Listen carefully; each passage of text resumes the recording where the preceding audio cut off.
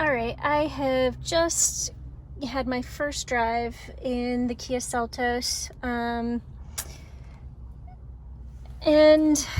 we went probably about 30 miles, hopped on the highway, headed north, and first impressions are good. I mean, I like the way the Seltos looks.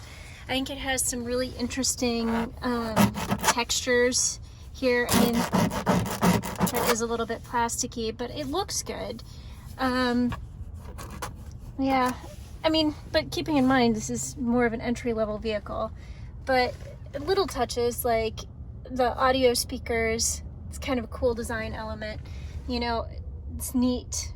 They've kind of carried it through on the doors, the stitching on the padding on the armrest for the door handle area, it's nice. You know, the general look and feel is just attractive. I like this large screen. I haven't looked at the sticker sheet yet, so full disclosure, I don't know what's available and what is standard on the Seltos. It does have Android Auto and Apple CarPlay. I've been using CarPlay plugged in to come up here. The voice commands worked fairly well as I was doing some voice to text messaging. Played around with, you know, some of the steering wheel controls. So there's, you know, I haven't done the cruise control yet, but I did play with the driver assist button, and it's very aggressive. It's I believe uses a lane centering technique, and it really really, you can feel the tug on the steering wheel. If you take your hands off the steering wheel, it will steer itself, but after about 15 seconds it gives you the notification that you should put your hands back on the wheel. And I anticipate the system will shut off if you don't do that. This is a nice little touch. You know, I saw this on the Hyundai Venue. So this is a Kia, but Kia and Hyundai are siblings. I like the grooves. That's a nice touch on there. And the little picture, it shows you, you know, whether you're opening or closing.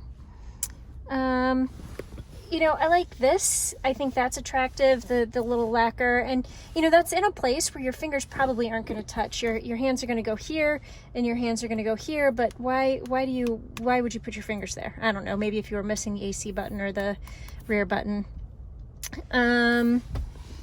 You know, here you've got the cord. This is what will, you know, this is my cord, but that is what will attach into the Apple CarPlay Android Auto. So it is wired in. You do have to plug in to use it. But I like this little cubby hole here. That's a decent location. You can plug in your phone and just kind of set it down there and leave it. I do want to point out, it does have cup holders that fit my water bottle, so I don't get that very often. I figure that was worth noting, that, you know, when I turn a corner, my water bottle doesn't fall out and go flying across the car. I like the pattern on these seats here.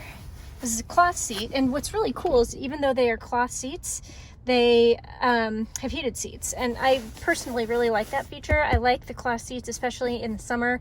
Your legs don't stick to the leather, or if you're, you know, girls wearing a skirt, you burn yourself. So I like that. You know, here again you have the design element on the speakers. I think that's really well done. Now this black lacquer I could see getting fingerprinted, but maybe not. I don't know. I like the way it looks. It doesn't bother me. I know some people have a thing about black lacquer. I am not that person. I haven't climbed into the back seat yet. Not my I-Pass, that would be their I-Pass. But the one thing I want to point out that's really throwing me for a loop is this. It has an actual key. And part of the reason why that throws me for the loop, I mean, I know this is a more entry-level vehicle, but it has so many great up-level features, including, you know, this beautiful screen, the Apple CarPlay, you know, the driver assist functions and features, cruise control. But you still have to use the key to start it, and you have to use the fob to unlock it. So no passive entry, no push button start. So I find that a little bit weird. Let's see. Let's get out the So this is the all-wheel drive model too, and I think that's really nice. I like the fact that they have all-wheel drive on this vehicle. I believe it is on the same platform as the Kona. All right, so doing a quick look at the sticker sheet. 27 miles per gallon and combined, 30, 25. So yeah, that's just really weird. So the as tested price of this vehicle is $26,000, and it doesn't have push button start or keyless entry, the passive entry. So, you know, and it has blind spot monitoring, rear cross traffic alert, you know, the rear cross traffic avoidance assist. I don't know if that means automatic reverse braking. I hate the fact that all of the automakers use different words for the same thing. So I'll have to look that up and see exactly what rear cross traffic avoidance assist is. 1.6 liter turbocharged engine, 195 horsepower, or 175 horsepower, 195 pound-feet of torque. 175 horsepower is really decent, and this car feels slower than that. It is a turbo, so there is, you know, maybe it's the lag I'm feeling, but it didn't feel like it was that well powered. That seems like a lot more power than what this vehicle has. Haven't turned on the radio yet. I usually like to do my first drive, just kind of listening to see what it sounds like. And as I said, this vehicle, maybe I didn't say, I meant to say it, it's kind of loud. The engine is really loud. Because I'm paranoid and I want to sit in the back seat, I'm taking the key out of the ignition. Don't want to lock myself out. Oh, and it looks like that trim piece is blue. Huh, that's nice. So you can see again, like I said, cloth seats. I like the design pattern. The exterior color is really nice. Let's see if it doesn't say what it is. Neptune blue. This is very nice Neptune blue. I like the wheels. The wheels are attractive. They had some concept car vehicles at the various auto shows I've been to, and they really decked out the wheels. Okay, so here again you have the design element. You've got blue stitching. I like the blue stitching on the doors. You know, back seats are comfortable. You've got some good. This is padded, but yeah, no, it's kind of cheap. But I like that design element. Okay, so you have to take this with a grain of salt. This is behind my driving position. I can almost straighten out my leg, but and leave a footprint on the back seat. Sorry. But yes, that's behind my driving position.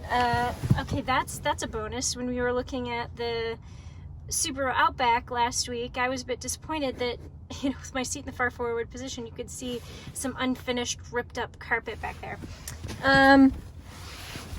Some more blue stitching here. I like that. So this is probably a more accurate representation of what legroom would look like. I would think. I imagine the seat, this is the passenger seat, it's probably in the far back position. So, I mean, I have some good knee room. It has like a little bit of a well here that's nice. So people who have a little bit longer legs could have a little bit more knee room. I mean, and I have small feet. I should tell you I wear a size 4 shoe. So I think maybe people with bigger feet, which is pretty much everybody else in the known world, other than a 10-year-old, heck, 10-year-old children probably have bigger feet than I do. But other than a small child, I don't know how their feet would fit back there. So just to look at this from the back seat. I like the design. I like the horizontalness of the dash design. I think it's just very clean and simple. I like the redundant buttons on the side. This is a touchscreen, so thankfully no weird controller. Let's see. Clouding up a little bit, we can do maybe a quick little look at the outside of the vehicle.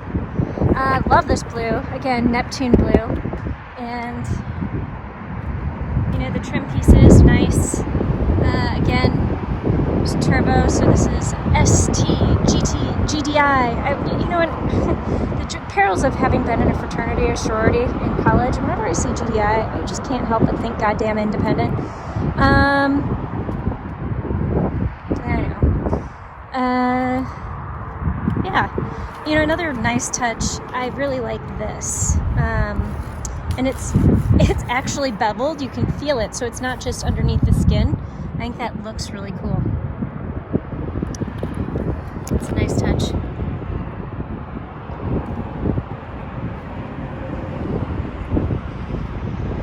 All around attractive vehicle.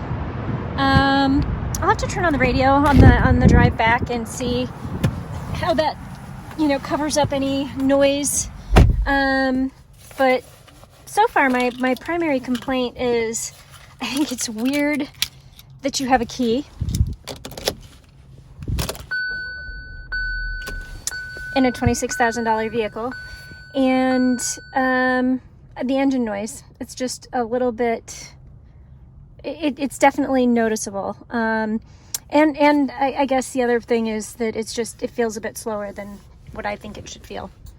So, didn't mean to actually turn it on, but I'll play with the radio on the way back. Can't play the radio for you because if this ends up on YouTube, then I would get tagged for it. But at any rate, I'll listen to it. I'll tell you what I think of it. And that's about all I got. So those are the first impressions. Literally just been driving this car for about a half an hour. So I'm sure I will have more feedback after I have been in the vehicle for longer than that.